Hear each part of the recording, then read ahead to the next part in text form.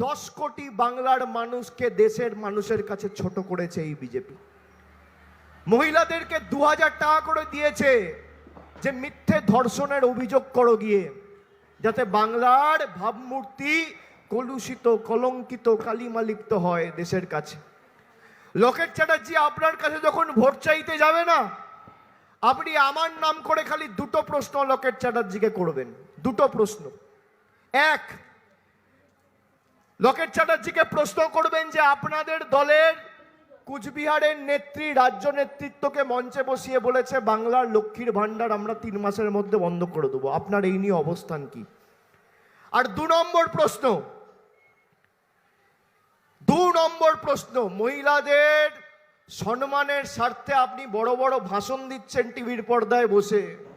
আজকে যে গঙ্গাধর কয়াল সন্দেশখালী 2 নম্বর ব্লকের বিজেপির সভাপতি 2 নম্বর মণ্ডলের, সে প্রকাশ্যে বলছে, এই ভিডিওয়ে যাকে দেখা যাচ্ছে সেটা আমি আর কণ্ঠস্বর আমার, সে বলছে যে কোনো ধর্ষণ হয়নি সন্দেশখালীতে, কোনো ধর্ষণ হয়নি, আমরা টাকা দিয়ে মিথ্যে অভিযোগ করিয়েছি। যারা নিজেদের রাজনৈতিক স্বার্থ লুটতে বাংলার 10 কোটি মানুষকে দেশের সামনে ছোট করেছে, সেই দলকে আমি ভোট দেবো কেন? জিজ্ঞেস করবেন লোকেট চ্যাটার্জিকে। উত্তর দিক। আমরা শুনেছিলাম গোদরার দাঙ্গা, আমরা শুনেছিলাম যে পুলওয়ামা নাকি বিজেপি করিয়েছে। এবার নিজের চোখে দেখলাম যে একটা রাজনৈতিক দল কতটা ছোট হতে পারে, কতটা নির্লজ্জ হতে পারে।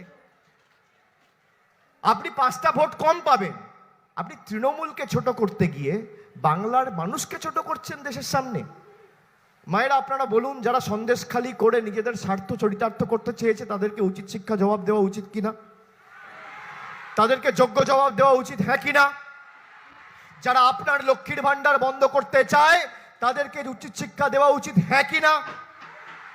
যারা জেতার পরও 2019 সালে এই হুগলি থেকে বিজেপির সাংসদ জিতেছে, তারপর আপনার 100 দিনের টাকা বন্ধ করে রেখেছে, তাদেরকে যোগ্য জবাব দেওয়া উচিত, হ্যাঁ কিনা?